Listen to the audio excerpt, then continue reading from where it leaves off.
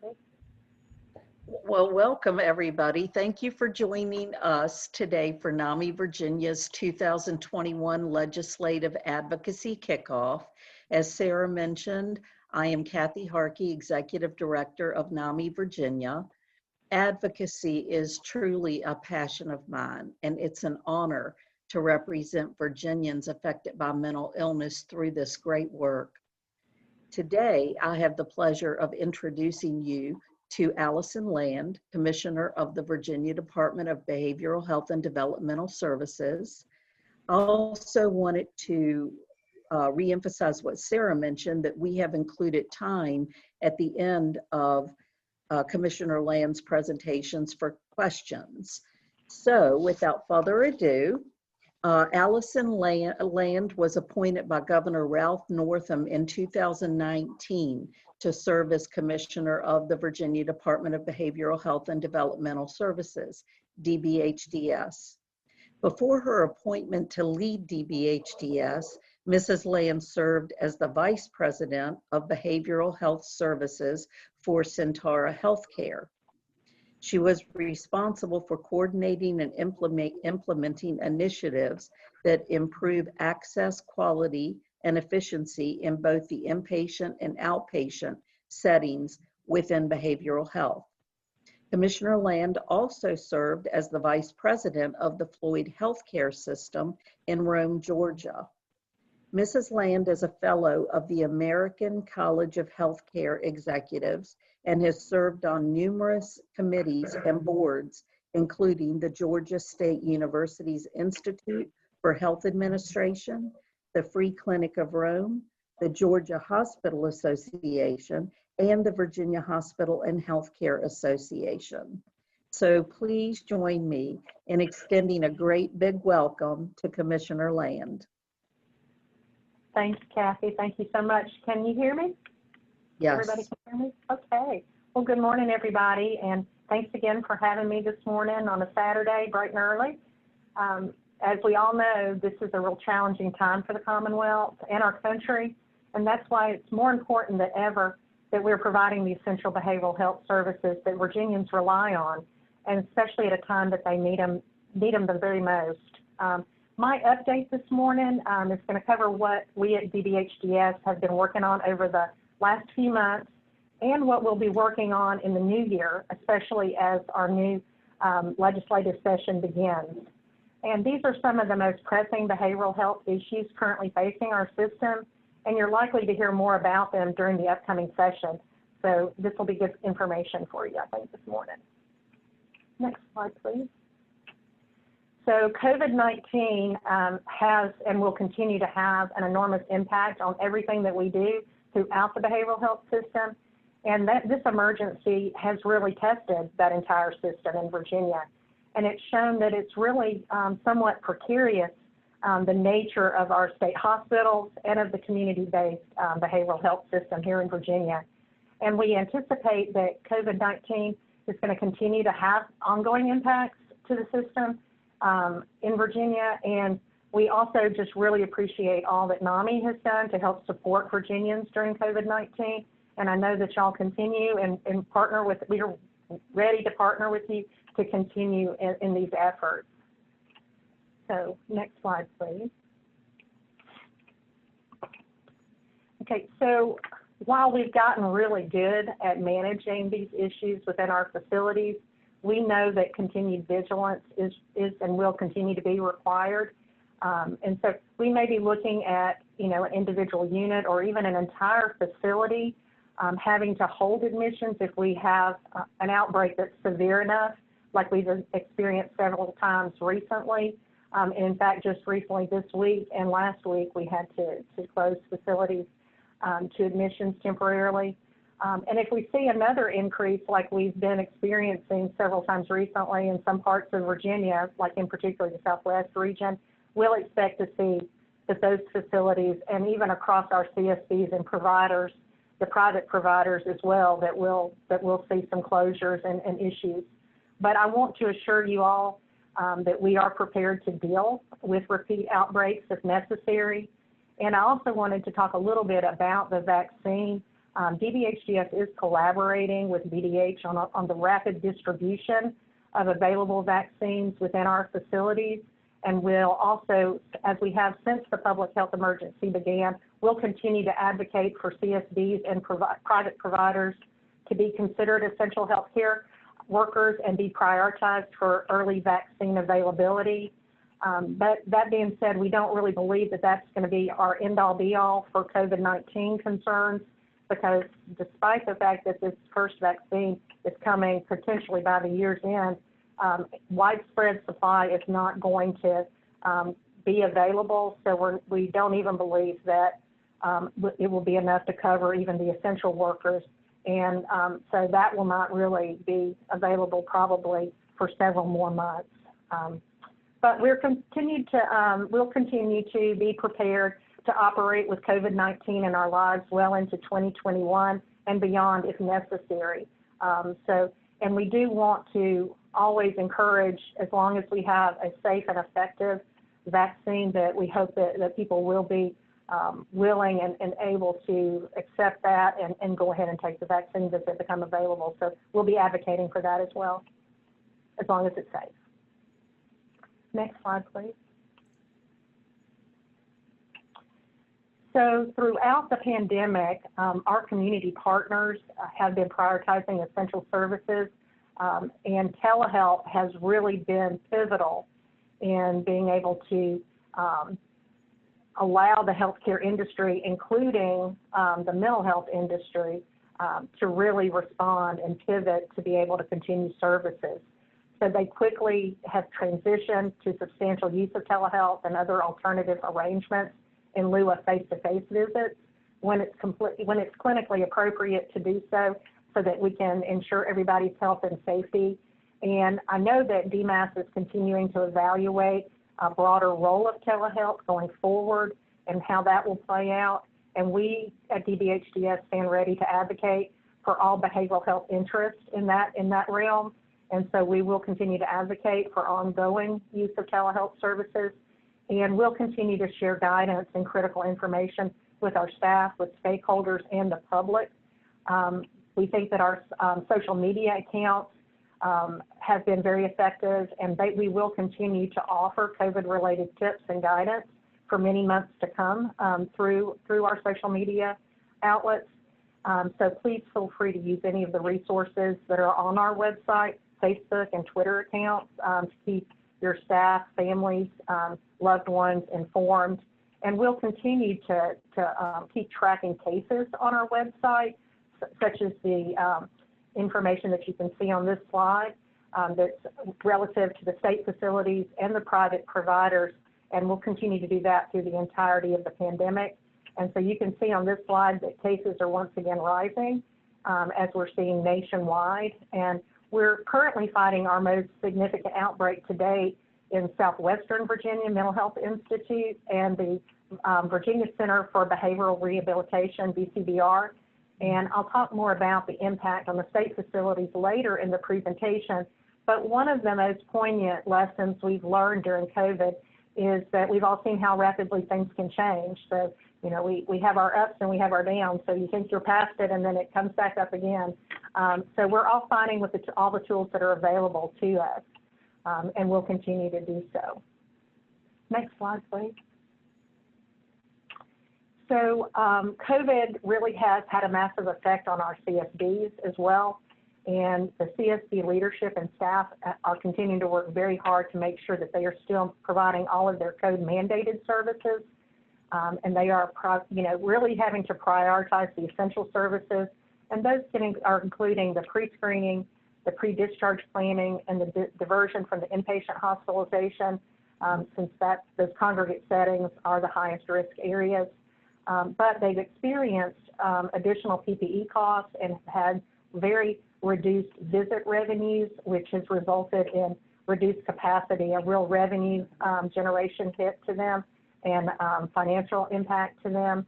And so we have seen a reduction in capacity for many of them. One bright light for the CSBs is that DBHDS was awarded a $2 million federal grant this year that covered COVID-19 related mental health and substance use disorder services. And that $2 million, 80% goes directly to the CSBs with three main goals in mind, and that's to increase CSB capacity. And it also is there to help with the cost of healthcare workers that are having stress and substance use increases. And so we can spend the money in that way, and also to assist those experiencing COVID-related mental illness or substance use disorders in the community. So that's really been helpful, and those additional funds, so we were very pleased about that.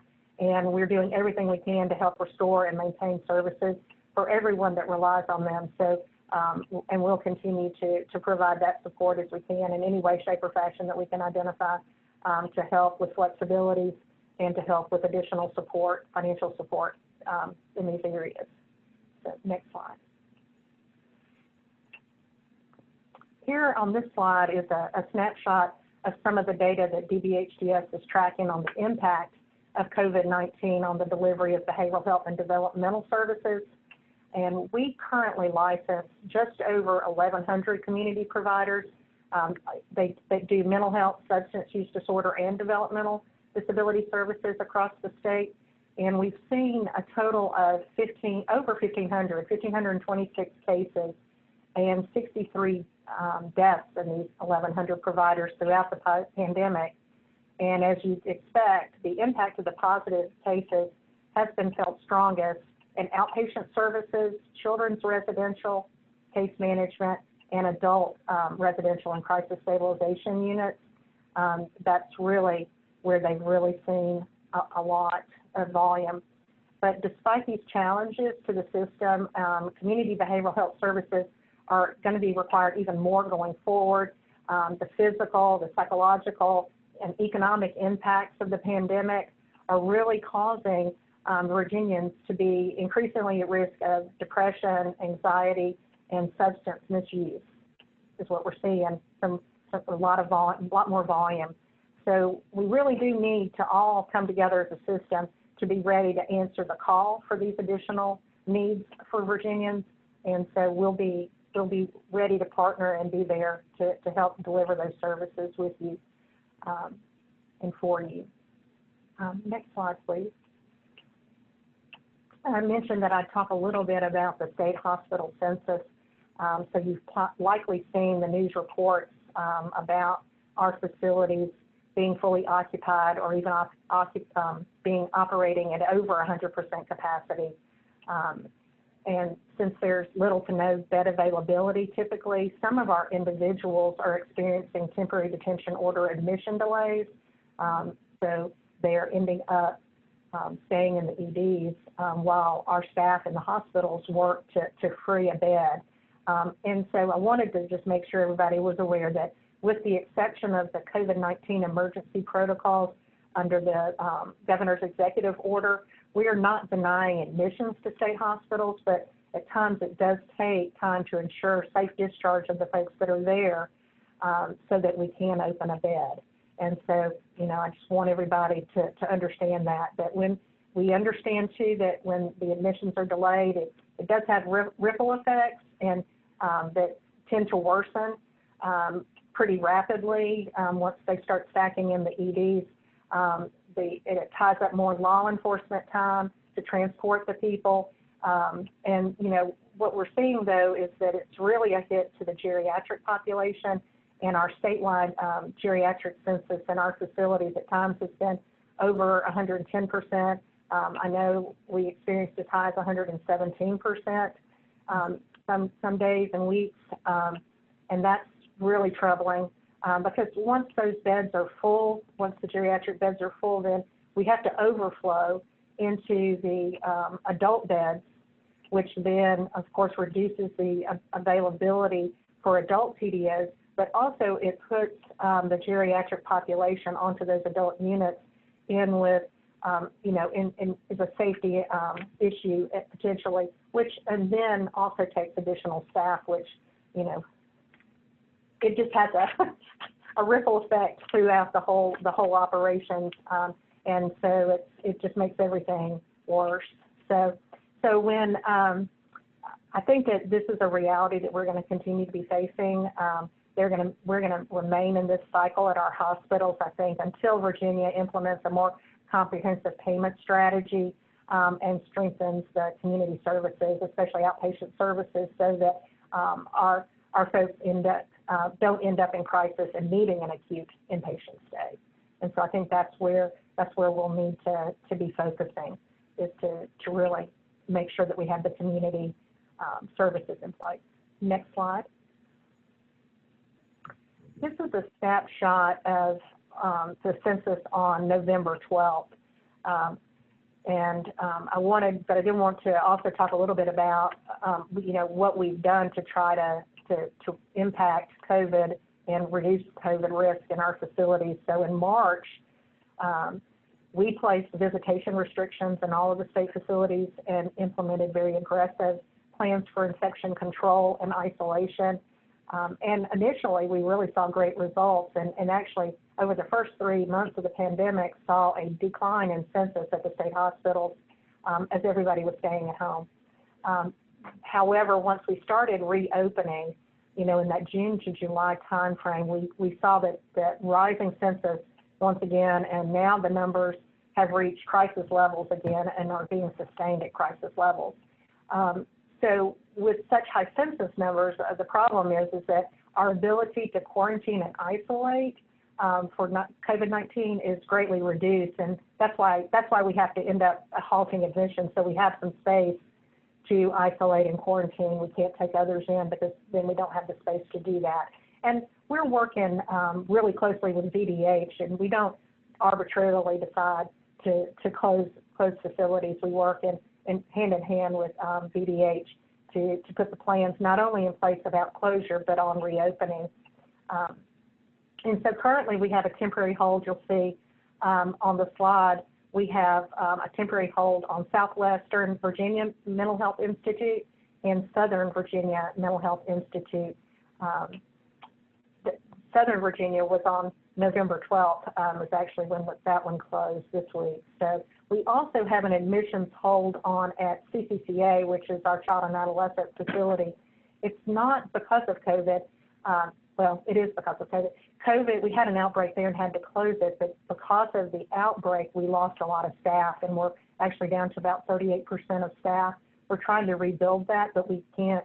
We're open to 22 beds right now.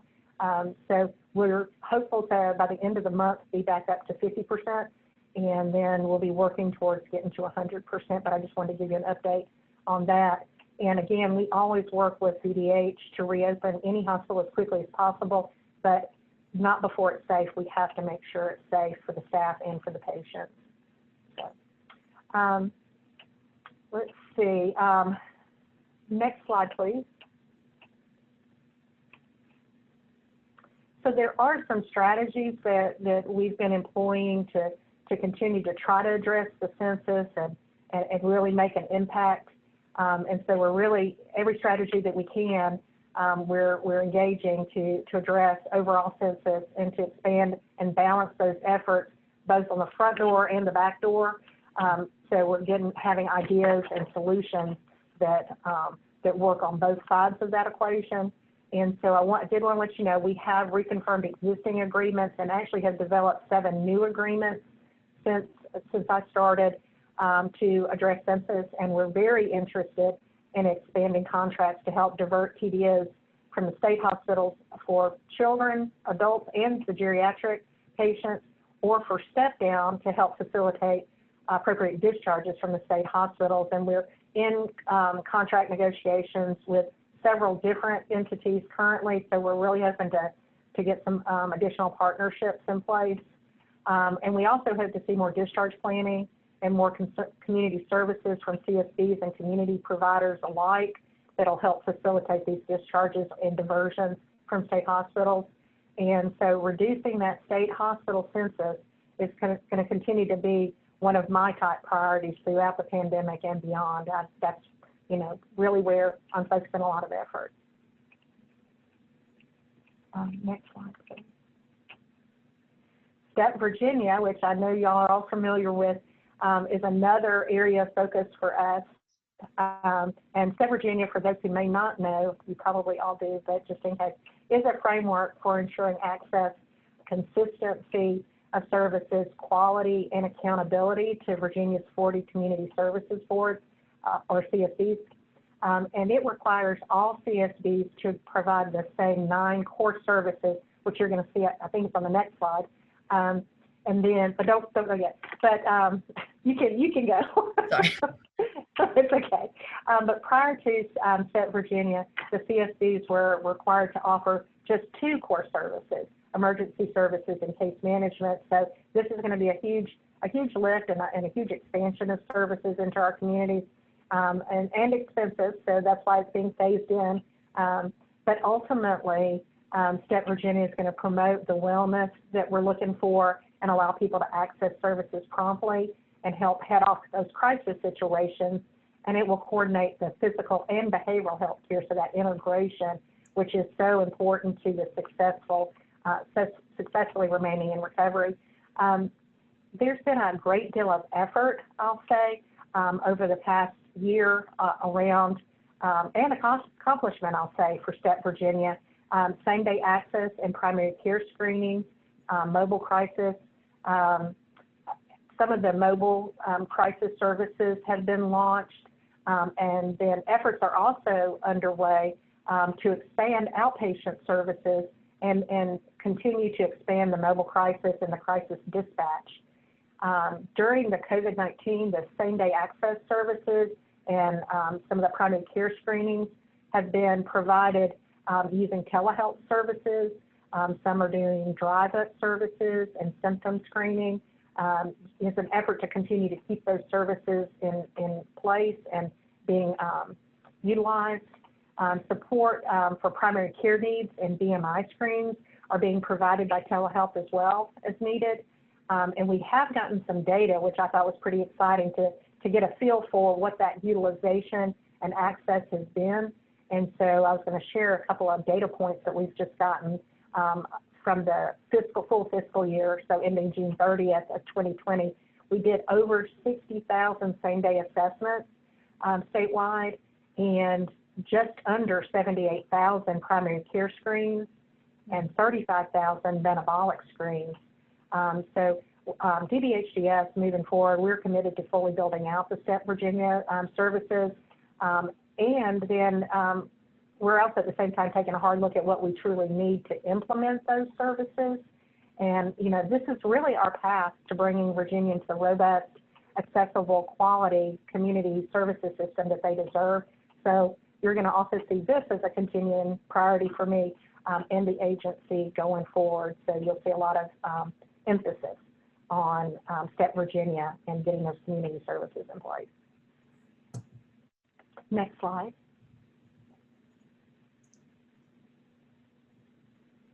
Okay. One part of STEP Virginia I especially want to call attention to is the crisis services. And we're currently in the middle of developing a stronger crisis system. I mentioned a minute ago that we've done some of the work, and we're continuing to do some work this year, and we're very hopeful of getting even more done in the coming year. So we're in the middle of developing a stronger crisis system and that meets the needs of youth and adults and in the community, and supporting them in the least restrictive environment that they can safely remain in. And the current system that we're working on will be comprehensive, and it'll include regional or statewide call center, mobile crisis teams, and crisis stabilization units, so an expansion of those services.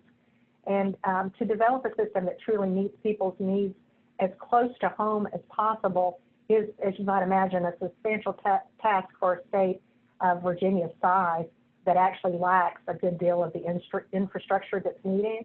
So we don't currently have them in existence.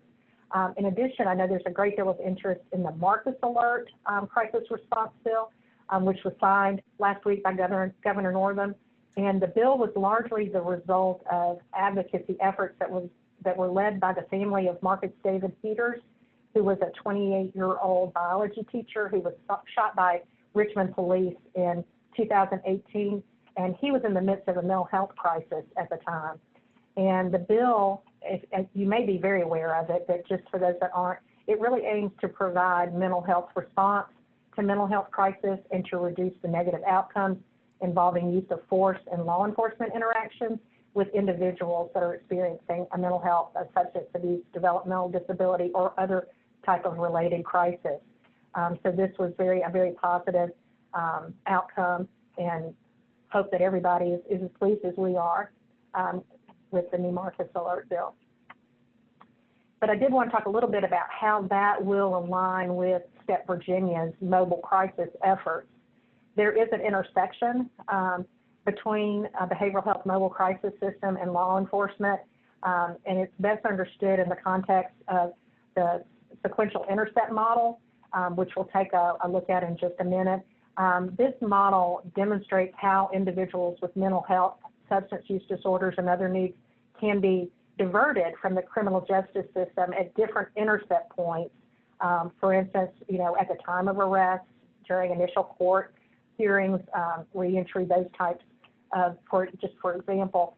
And a mobile crisis system as planned in STEP Virginia would be considered an Intercept Zero intervention, which is consistent with best practice in care, so it's an evidence-based practice. And so on the next slide, you'll see the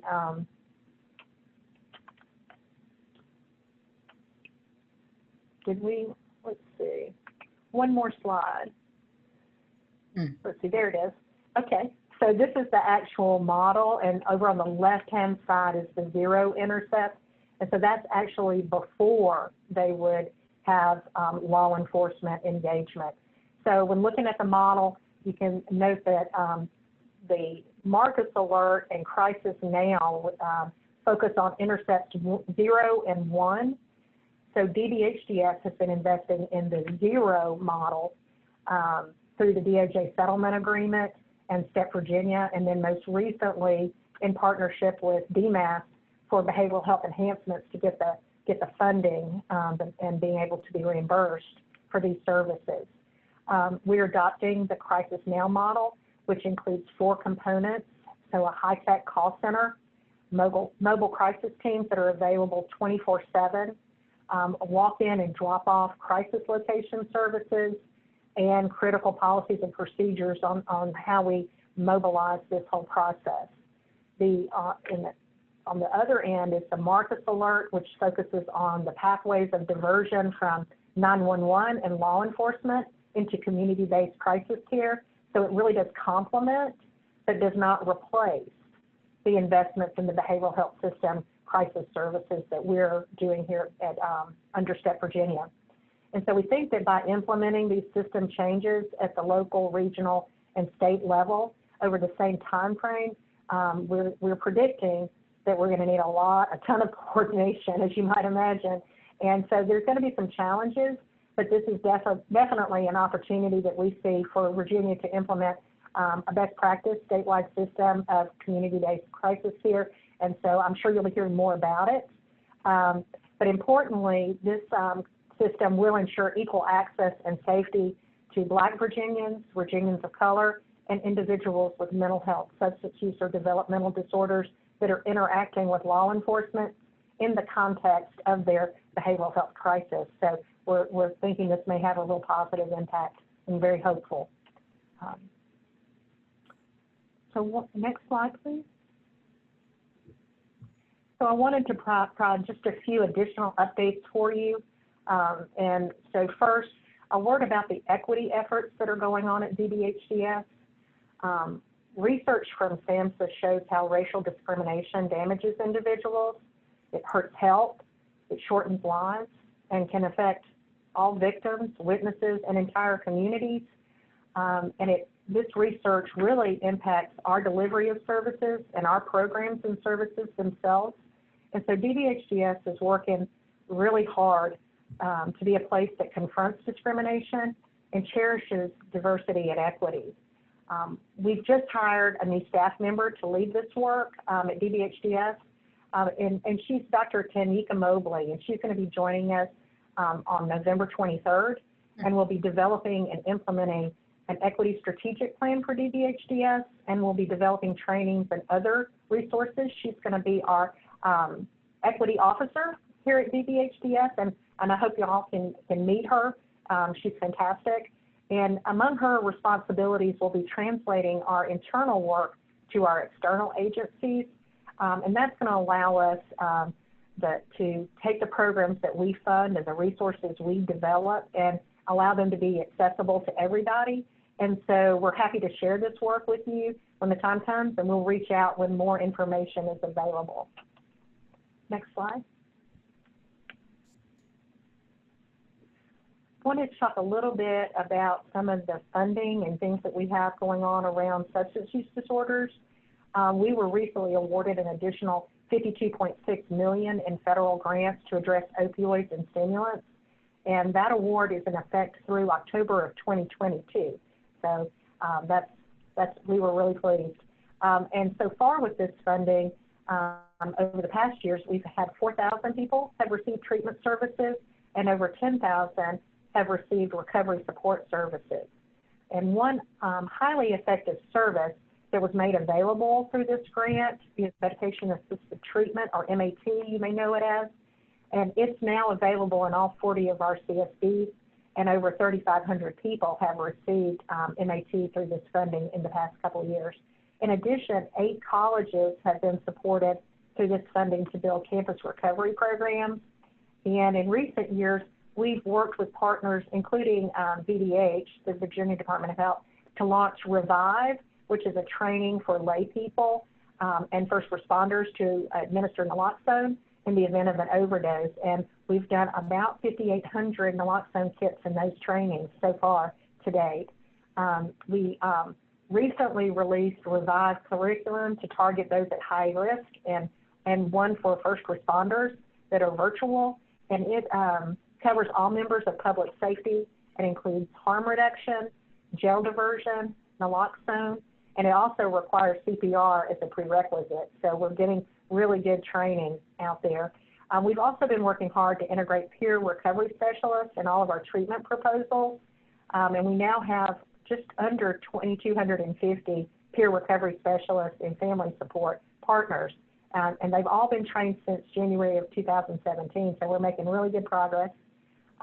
Another effort that I wanted to mention is this summer, DBHDS launched a redesigned Curb the Crisis website, and this is a partnership among several agencies to provide resources and the ability for people seeking help during the opioid crisis to really search for treatment and find treatment providers. And we've got the website there on the slide, and I would recommend maybe you go out and check it out and share it with anyone that you know that has a need. Next slide. Finally, I wanted to leave you information for the warm line that DBHDS is working on with Mental Health America, Virginia, and the Virginia Association of Community Services Boards.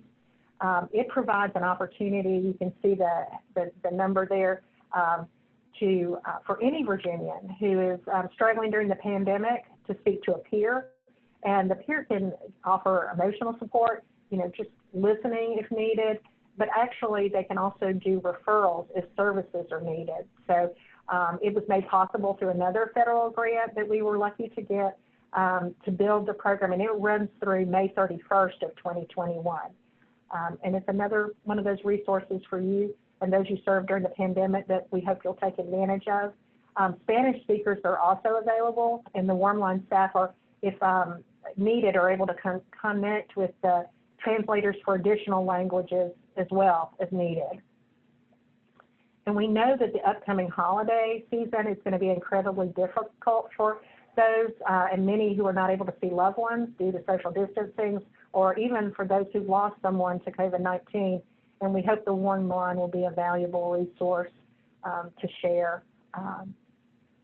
Next slide, please. And so I just want to end by saying thank you again for your time and for the critical work you do and to protect and promote mental health of all people in Virginia. And I'd like to hear any questions that you have and anything that I can answer for you. Thank you.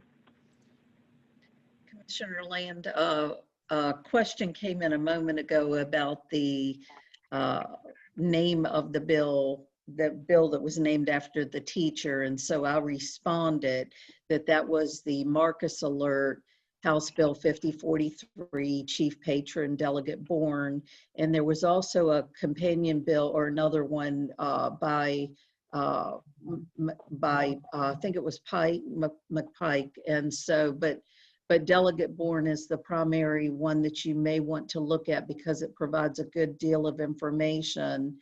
And there are more questions coming in. This one says, will we have access to your PowerPoint? Such great information. Yeah. Okay. Yeah, happy for y'all to share that with anybody who was on the video. I mean, on the Zoom call. Okay. Anybody you want to share it with, I'm happy for you to share it. Okay, and another question has come in from Bruce Powers. Are the audits of specific CSBs for the STEP VA program to determine if all the 9 services referenced are in fact being delivered? So if we can go back to that slide, it's got the steps on it. Let's see if I can figure out which slide it is. You'll see it's slide 11. Yeah, there we are.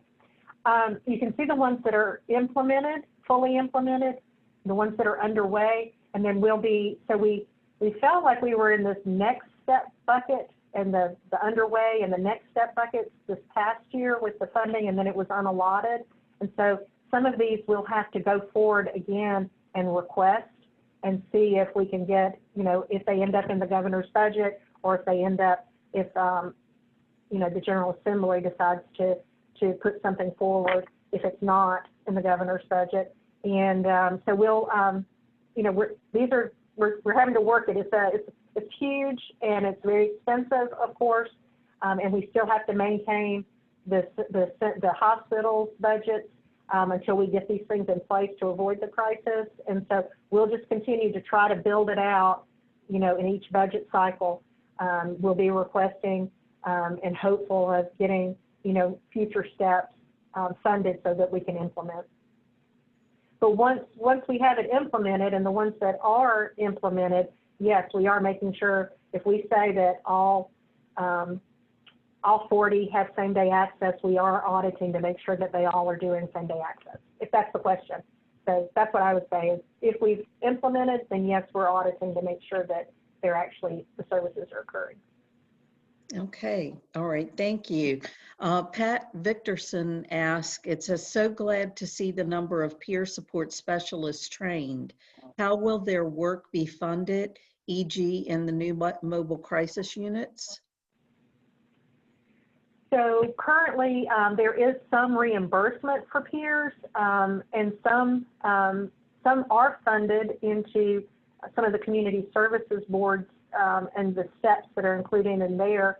I think that is that answering the question correctly? But I think that sometimes it's you know, we have to get the rate to where it's financially sustainable in some organizations. So if they don't have additional ways to support that, so that is problematic. But I think that if we can identify ways to support it better, that other providers will start using them. So maybe some more of the private facilities would be able to also engage peer recovery specialists.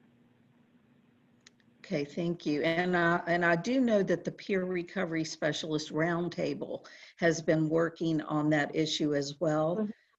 So there may be additional information coming out on that before too long. Right. Okay, Max at Nami, Coastal Virginia, do you have data that shows Virginia as compared to other states? It seems like Virginia with STEP VA is leading the country. Thanks, Max Wiley. I bet somebody in DBHDS has it. I don't have it at my fingertips, but I am happy to take that back as a follow-up and share what we do have. I think that there are a number of states who are ahead of us, but we are, you know, if not very close to the top of the pack, we are innovative and are moving forward with this. But I mean, I think that there are a number of states or even cities or counties that have put in a lot more of the community supports and services that are allowing the reduction in the number of inpatient admissions. So I think that's where we want to go to, and that's why we're pushing so hard to get these things in place. And also, I'm not waiting, just for STEP Virginia, which is our community services board, the public arm of the community services, but there are private providers as well. And as I talk to them, I think that, behavioral health enhancement is incredibly important to build out the mental health side, just like they did the arts programming, to make sure that there are financially sustainable rates to attract providers to build out the private continuum as well. And we can't afford to do it all through the CSC. So we have to have a strategy that also includes the private providers to help us build out truly the full continuum and not just the safety net. It needs to be everybody pulling together, in my opinion. And so when I talk to people, that's how I address it. It needs to be the private as well as the public sector that's working to build out the continuum. Right. But we got to make it financially sustainable for them to do that. So, Alison, okay. on that question, I think that is the big question: is how do the private providers also help out and be incentivized? Can you share any of the strategies that you guys are working on there? Well, I mean, we're working on behavioral health enhancement, which is redesigning and building out all the continuum of services which were not billable or were not at rates that providers were willing to provide the service for. So getting that whole system and continuum built out in behavioral health enhancement, I think is how we'll do that from a Medicaid perspective. And then as, CMS and the Medicaid programs and everybody bring things on, that's how the commercial payers go as well. So if the government won't pay for it, they're not going to pay for it. So I think that, we may have to get one before the other comes, but typically how the CMS goes, the commercial payers will go too. So hopeful that will be the case. Okay. Beth Tolley said, thank you for DBHDS's leadership with the many work groups that have been in operation during the past several months. Great work is occurring through wide stakeholder representation and a culture of appreciation for everyone's input. So kudos there. Maggie, there's been a large number of those work groups and a ton of work done, but I'll share that positive feedback because I know my team will be great. We'll be so glad to hear that. Yes, and I know some that are open up to the stakeholders. Nami serves on several of those, and it has been extremely valuable having a voice, and so thank you for that. Maggie Vaughn says, great presentation. Thank you so much for all of your hard work. How can we as local chapters best support the work that you are doing? I guess still just continue to partner with us and give your feedback and be involved in the work groups and help us to support our CSCs and our private providers with any kind of information, and the trainings you do are wonderful to help with the families and the individuals to, for everybody to come together to really make it possible to decrease stigma and to get the education on, and, really just on how to deal with, if you have a loved one in crisis, just getting the word out and helping them to navigate the system because it can be very complex, as we all know. That's, I think, the best way. Yeah. Okay. And Beth, good, thank you. And Beth Tolley tacked on to her earlier comment, I too appreciate the recognition of the value of peer recovery specialists and family support partners. Wendy Bundy asked, how can someone become involved with the peer recovery specialist roundtable. She has a second question too. I'll take the first because I'm one of the, I'm a co-chair of the roundtable. So if you reach out to me, and DBH representatives, DBHDS representatives do serve on the roundtable, as well as peers and family support partners from across the Commonwealth. So if you reach out to me, and I'll type my email address in the chat, then I can speak to you more on how you can become involved with the roundtable. And then she also says, will there be anything similar, like a roundtable or work group that individuals can volunteer on for the implementation of crisis call centers? Commissioner Land? So there is a meeting with the CSBs. It's called STAC. I'm not sure it's exactly what the STAC stands for. I could figure it out if I had a minute, probably. But they're meeting around, because it's really through State Virginia's with the Community Services Board. But I think that there is going to be some opportunity for more, information coming in, because I don't think that all CSBs, I want to say this right, because if there's somebody from a CSB on here, I don't want to get it wrong. But I think that there's opportunity as they build out the services. It may not be that one CSB can, or one region has everything that they need from a crisis service perspective to really have the full system in place. And so they'll probably be contracting for some of the private providers to provide services. And so we will have to have larger stakeholder groups come together as we really fully design the call center and all of the mobile services and the crisis centers and all of those on how we're going to really build it out. So yeah, I think that there will be, and we can get that information as soon as we're sure that it's final. We'll start putting things together on what the next steps are. Yeah. Okay. And let's see, Jen Williams said, some people training to be a peer recovery specialist have said the number of volunteer hours, 500, needed to become certified can be difficult to complete in terms of opportunities and time when they also have a job. Is there any flexibility there? I can look and see. To be honest, I thought that when it first started that the hours required was significantly higher than that, and it may have already been reduced, but I can check that, and I can bring that feedback back to the group and see what the thoughts are. I'm happy to. Okay, thank you. Because I totally understand. I'm not sure why, but I thought it was closer to, I don't even throw it out there, 3,000 or something, but I could be totally wrong. Okay. But I thought it was, I heard, because it's been several years ago when it first started, that it was, I thought it was even more hours than that, but I'll check. But I do know that I'd heard before that there was a concern around that, but I thought had been lowered. So, again, Okay.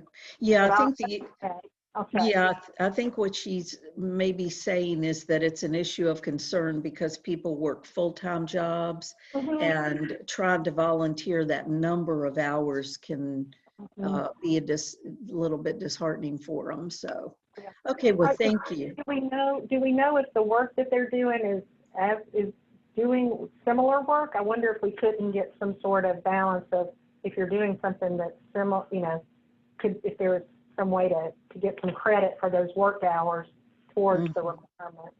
Yes. The work that you're doing is. Right. That might also be a solution. Yes, that's a good idea. Okay. Yeah. Okay, Beth Tully says, how is DBHDS staying up to date with neuroscience research and practices informed by what has been learned through neuroscience, brain development, attachment, and trauma resource, and implementation by leaders such as Dr. Bruce Perry, Dr. Stephen Porges, I'm not sure if I pronounced that right, Dr. Dan Siegel, Harvard Center for the Developing Child, Dr. Mona Delahook, Dr. Tina Payton Bryson. That's a lot of words. So let me just chop that down. How is DBHDS staying up to date with neuroscience research and practices informed by what's been learned through brain development, attachment, and trauma research? So we have Dr. Alexis Aposka, who's our chief clinical officer, and also we have in each of our facilities medical directors, and they get together and meet and look at all of the different research and are keeping up with it that way and are informing on our practices and any changes to protocols and treatment that we need. So that's how we do that. Okay, thanks. Okay. Bruce Powers says private providers have very strict criteria, such as medical necessity criteria, to get services provided by Medicaid. Examples are Family Insight, Intensive Community Services in Virginia Beach. So I'm not sure exactly what the question is there. I'm assuming that it would be maybe to discuss the criteria and if there is anything that can be done to reduce those strict measures to have services provided by Medicaid. So I think that's more a question for DMAS, but I know that there have been several concerns moving to managed care, managed Medicaid, that it's just very different in the amount of services that you can get authorized at a time and the criteria for medical necessity, and there's the strictness of the clinical presentation of, what the clinical picture is to their utilization folks. So I think it's a difference. I don't know if we could help with, discussing or advocating for additional training or education for the private providers around how to interact and be more successful in those authorizations. And I know that we did some things with the community services boards, and I'm sure that we would be happy to share any of those resources. And if you're having concerns about medical necessity, I can get the contact information and share it. They actually, I think, have a dedicated email address that you can email a question or a concern to for around that type of authorization and the pre-certification processes and medical necessity for DMAS. I'm happy to get that information to you, and also to any kind of information or training that we've done for CSBs to help out with that in conjunction with DMAS. I'm happy to see if we can't just share that as well, if it would make it easier and help you to be successful in being approved for services. Also, there's some things around the denial and appeals processes I think that we could probably do as well if you're getting denials. So. Okay, thank you. And Jen Williams, and she's in the Nami Coastal affiliate. She's a leader in our coastal area. Wrote, you mentioned the sequential intercept model, and getting it in place can be a challenge. She wants to know, how can we help? Well, so, we'll need to, once of course, we're making sure that everything gets signed. We can't get out ahead of the governor. But we're very hopeful that he's going to sign, and we will move forward with the funding to really do the call center and all. Because I think that right now people don't really have a number to call. They end up calling 911, which automatically has a law enforcement response. And so I think that helping us to get the word out once we do get the call number, to really just get that distributed widely, and people knowing the number to call and helping with communicating that, from a marketing it, if you will, just so that we can get the word out so that you get the call into the call center. If you do need law enforcement support, because some of those mobile teams will need that, then the call center can be the one that, identifies and triages that and gets law enforcement involved, as opposed to going to 911 and trying to somehow that's the other piece, is that some people will still call into 911 and then they'll have to try to triage it, but it's just a mental health crisis, and then get it to our call center. So it's going to be really, I think, that where we need the most help probably is going to be in how do we communicate which number to call in which situation. And so there'll be a lot of work and work groups around that. And helping in that, and helping, us check the message with you and giving us feedback. Is this how to do it? Is it confusing? How can we tweak it? What do we need to do to really get it so people are using the call center, so that we can get the mobile crisis response as opposed to a law enforcement response. And Okay. Alison, real quick, the number for the crisis line, would that be coordinated with the national 988 number that's coming out? We're hopeful, but we have to get things finalized. Okay.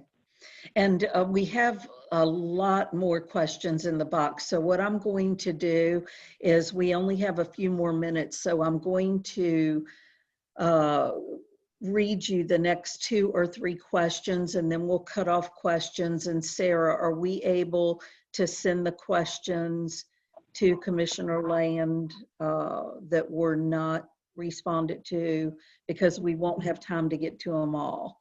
So that's the way we'll handle that, if that works for you. Tania says, I applaud the recent hire to focus on equity issues. Here in Northern Virginia, one of our challenges is reaching diverse audiences, particularly outreach to non-English speaking communities. Can you explain DBHDS's current approach to Virginia's diversity? Do the CSBs and hospitals support other languages? And what are your targets for diversity in hiring? So that's kind of 3 things. So I guess we might not have to have time to do more questions after this one, but the first part would be, can you explain DBHDS's current approach to Virginia's diversity? And then the hospitals and CSBs, do they support other languages? So I may unpack it a little bit different than that. So in our hospitals, we are required to provide translation services. So we do that. As you can see, and when we did the warm line, we've got that involved. It's always critical to have that. The CSBs, I think, and the private providers also have challenges, because it can be very expensive, I think. So I think the CSBs do. And of course, the CSBs don't report to DBHDS. We do funding for them, for their programs, and in support of the programs. I can't say for all 40 exactly what they're doing for the translation services, but I know that they do hire a diverse workforce, and have many different languages spoken by their staff, and use that as well as other translation services.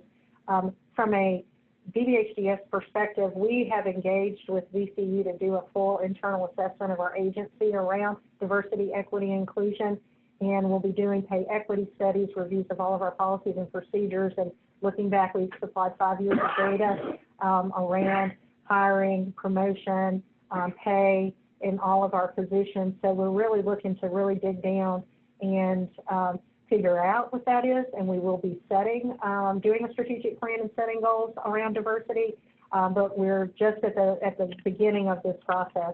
And like I said, our equity officer will be joining us on the 23rd, Monday the 23rd, and so she'll be actually the liaison and leading us through this process. And so I expect big changes, and I expect us to find issues. Like every organization has issues, and we will address those. And I'm looking for a true cultural change here at DBHDS.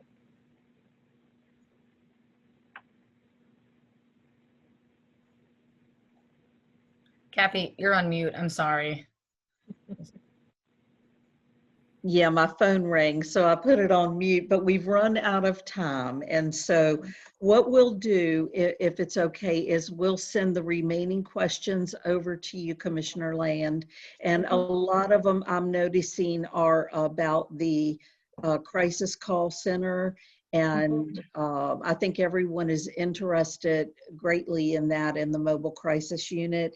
And so we'll get those calls over to you, and then we'll provide responses on the Nami, Virginia website. I'm assuming Sarah can figure out the best way to handle that, to get responses to the questions out to everyone who's participated. So Commissioner Land, thank you so much for speaking today at Nami, Virginia's 2021 Legislative Advocacy Kickoff event. We are so grateful for the insights that you have provided on DBHDS goals, STEP VA, mobile crisis care teams, and the other topics discussed. We deeply appreciate your time this morning and the experience that you've shared with us, and we certainly hope that you will share additional presentations at future Nami, Virginia events. I would love to. Thank you for having me. And Sarah, do you think that those follow-up items, were you taking some notes, and you can share those with me then, just in case I don't have them all? Yeah, I can snag the comment section and kind of pare them down and send them to you in an email. Okay, thank you so much. Thank you. Thank you. Bye. Okay, thanks. Bye-bye. All right. Well, that was a wonderful presentation. We are going to speak a little bit now about Nami, Virginia's 2021 policy platform. So if you have questions on that, you can add them to the Q&A. And Sarah, if you can maybe see where Commissioner Land's questions stop and any for our policy platform pick up and provide me with those towards the end, we'll get to those. And you can go ahead and move on to the next slide. I just want to say before we get going, if you had comments that she didn't get to, if you think you need to add any other richer detail for her to make sure to understand your question, feel free to add that now. If other things come to mind as we're sort of discussing our policy platform, you're welcome to add those as well. This is a great chance to get her insight on things. Yes, yes. She provided some very enlightening information, and I and Nami, Virginia certainly look forward to working with Commissioner Land moving forward.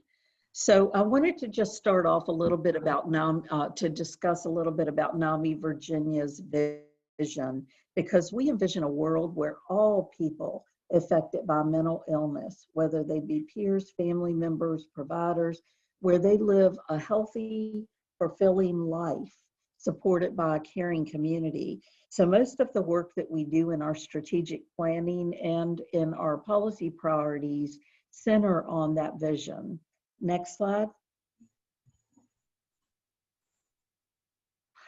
Nami, Virginia released a survey last month in October so that we could explore with the members of Nami, Virginia, key mental health issues of interest to people. And we received a really good number of responses. Sarah and I were very much pleased when we looked at the results of the number of people who responded. These responses came from a diverse population. They included people living with mental illness. They included responses from parents and caregivers of youths and adults. We received responses from service providers, from mental health volunteers, and other persons with an interest in mental health. For example, we received a couple of responses from attorneys. And so the information that we received did provide us with a diverse, well-rounded feedback on the issues that we were seeking information on. Next slide.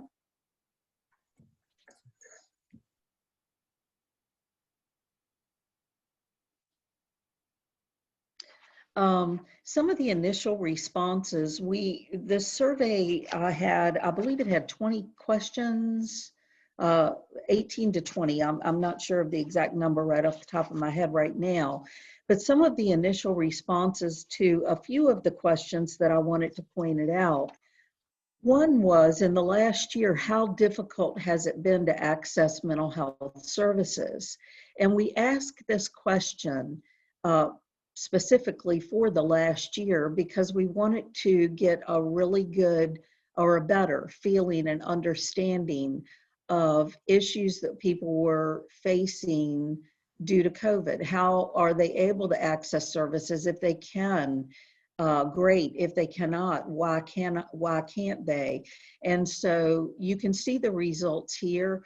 We had about almost 50% who said they've had difficulty. And so with this question, we had a box to where people could let us know why they have had difficulty getting those services. And some said they just do not have insurance. Others said they don't have internet. If they don't have internet, they more than likely don't have the equipment that's needed to access telehealth. Some said that they cannot afford co-pays or that their insurance is not accepted through telehealth providers. Others may have equipment, but they might not have telehealth technology, which could be a number of things. And so that could be not knowing how to access, not knowing how to reach a telehealth provider, not having the training to use whatever equipment they may have to be able to seek those services. And so this is definitely an issue of concern for us. And you will notice when we discuss the priorities that information from these questions that were responded to by our membership are what we are using to move forward. And so anyway, you can kind of get a good feeling for that. We also ask about mental health, if it's worse now than it was before COVID. And we're almost, we're kind of running on the same line, right around 50%, maybe a little less, maybe a little bit more. And so we know that COVID is definitely taking a negative effect on some individuals' mental health. And so we've gained information as to why that might be as well. Sarah, next slide.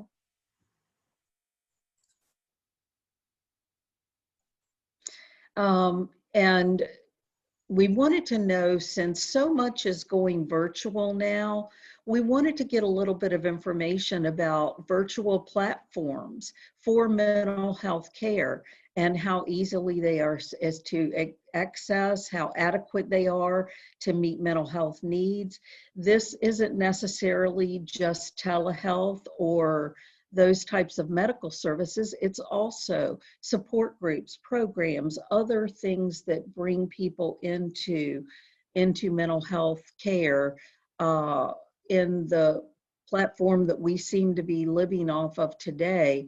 And we want to make sure that they have access to those platforms and resources so they do not begin to isolate. So we got information there, and you can see we're still running around the 50% numbers here. And then we ask, and I'm not going to go over every question, I've only included a few on these slides, but we ask about which services are most valuable to meet one's mental health needs. And you can kind of see the results here. And so we will be focusing on these services during our advocacy for 2021. We also ask about STEP VA and will it be funding. We know that funds were unallotted for 2021 for STEP VA, and those funds have not been given back. However, we have received a significant amount that's been approved for 2022. So as long as the governor signs the budget conference report that was sent to him, then we will see a good amount of funding for STEP VA picking back up in 2022. All right, next slide. Okay, and then we need to know about hospitals. There's been talk for years and years about hospitals and the amount that it costs to operate the state hospitals. With that would those funds be better utilized in community resources? And we know that community resources are needed, but we also know that hospital beds are needed. And so do we rob Peter to pay Paul? Do we take away from the hospitals to fund the community services, or vice versa? So this was a question that we wanted to find out more about funding for the hospitals and the need for beds, but we also wanted to learn about discharge planning, because when someone goes into a hospital to receive services, generally when they go into hospital, they're in crisis. And so we need to know when they're discharged that they're linked to the proper services to meet their needs in the community. All right, next slide. Okay, oh, go back. There we go. So based on, no, back up one. There we go, right there. Based on the information provided in the survey, as well as work that we've done in the past, where we may have lost a little bit of ground in the special session and in the budget, because the state has to cover additional expenses they're facing that were created by COVID. So we may need to make up ground in a few areas. So based on that and the responses we received from the survey, these are Nami, Virginia's 2021 legislative advocacy priorities moving forward. We will be focusing on permanent supportive housing. And what I mean there is we are going to focus on affordable housing that also offers coordinated mental health care. We're going to focus on workforce development. You heard Commissioner Land speak about the need now that we have for mental health providers due to the number of people who have been affected that work in that profession. They've been affected by COVID. So that's an issue. But we also need to focus on workforce development training for discharge planners, addressing the lack of medical providers that we have in Virginia, assuring that telehealth programs are accessible and affordable. So those are our goals for workforce development. Number 3, crisis stabilization programs and services. And so that would include short-term crisis stabilization, hospital beds, the care teams that we spoke, the mobile crisis care teams that we spoke about earlier, as well as police training. Peer and family support services. Well, we all know how valuable those are. And research time and again shows that that is an extremely valuable resource for any individual or family member affected by mental illness. So when we say peer and family support services, that's going to include peer recovery specialists and family support partners. Funding for STEP VA, case management, in and outpatient services, broadband and equipment for telehealth. Number 5 is kind of a bucket for a few different things that we know, according to our survey, are beneficial services for people. These are services that they value, that have helped them more than others. But we also know that access to those services is needed. So basically, this is going to be advocacy to support STEP VA, which includes same-day access, case management, and care coordination with funding that may be needed for in and outpatient treatment services.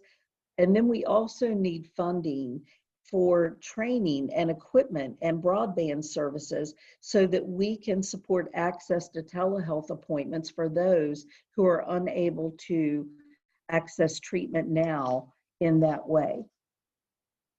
All right, next slide. And some ways that you can stay connected to advocacy. Nami, Virginia is always, we send out advocacy and action alerts, and we put information in our newsletter. So keep an eye on your inbox for advocacy and action alerts from Nami, Virginia. Also, meet with your local delegates and senators. That's extremely important, and it's something that you should do throughout the year. If you wait until the session starts to meet with them, they're kind of overwhelmed at that time. They have a lot going on. They're hard to catch up with. So if you could meet with them during the year, not necessarily between January and March, which, that's the session. That's a good time if we're speaking about a specific issue. But April through, I would say actually May through November are really good times to meet with your delegates and your senators. There's an advocacy reference sheet that was included, and Sarah may be able to bring that up. There was an advocacy reference sheet that was included in the packet that Sarah sent you in advance of today's meeting. And so just take a look at that. It provides really good information as to effective ways to advocate, do's and don'ts, things that really work when you're advocating. And then also Nami, Virginia has an advocacy page on our website, and I believe Sarah's going to include the web address in the chat. But go to the advocacy page on the Nami, Virginia website. There are wonderful resources there. Some of these resources go back to a few years when Mira Signer was executive director of Nami, Virginia, and they've been updated, but they are still extremely pertinent and significant in the work that we do. So take a look at the Nami, Virginia website as well. Okay, next slide. Okay, so if you have any questions, I would be happy to answer those to the best of my ability. And we're going to have a Nami Smarts advocacy training session later this afternoon. So we may be going over a little bit more information then, maybe not specifically as pertaining to our policy platform, but as far as advocacy, what you can do and how to be an effective advocate. All right. I see something in the chat, but I haven't had a chance to look at it. Okay.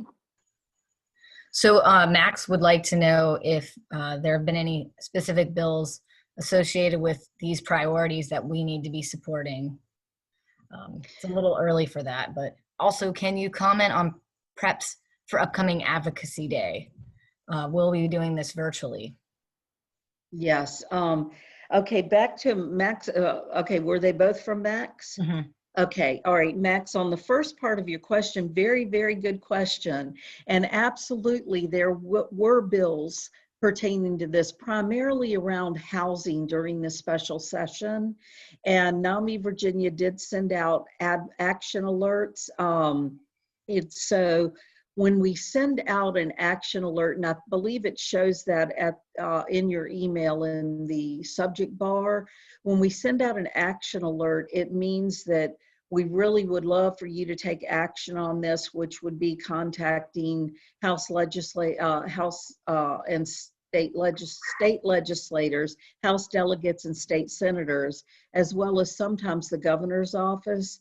And so, yes, there have been bills introduced during the special session. Now, as far as the general session that starts in January, bills are being proposed. The date has not closed for all bills to come in yet. And so until that date, that closing date, I won't really be able to respond to upcoming bills that are being proposed for the 2021 general session. But again, we're always doing advocacy. We're gearing up right now. We have been for weeks for the 2021 session. And so keep your eyes peeled for those action alerts from Nami, Virginia. and that will fill you in on any bills that you would need to take action on and advocate for or against. Sometimes we send out the alerts if there's a bill on the table that we know will be detrimental to the mental health community, and we advocate against it. Sarah, the second part of the question was about Advocacy Day, which will be held in sometime towards the end of January 2021, or maybe as late as the first week of February. We haven't discussed whether or not that will be in person or virtual. More than likely virtual, because the 2021 General Assembly session has already been scheduled as virtual. So we will probably have that event virtual, because if we go to the Capitol, House delegates are working totally virtually from their local offices or their homes, and the Senate is meeting in a location in Richmond. However, we can't go into that location as advocates, so more than likely the event will be virtual.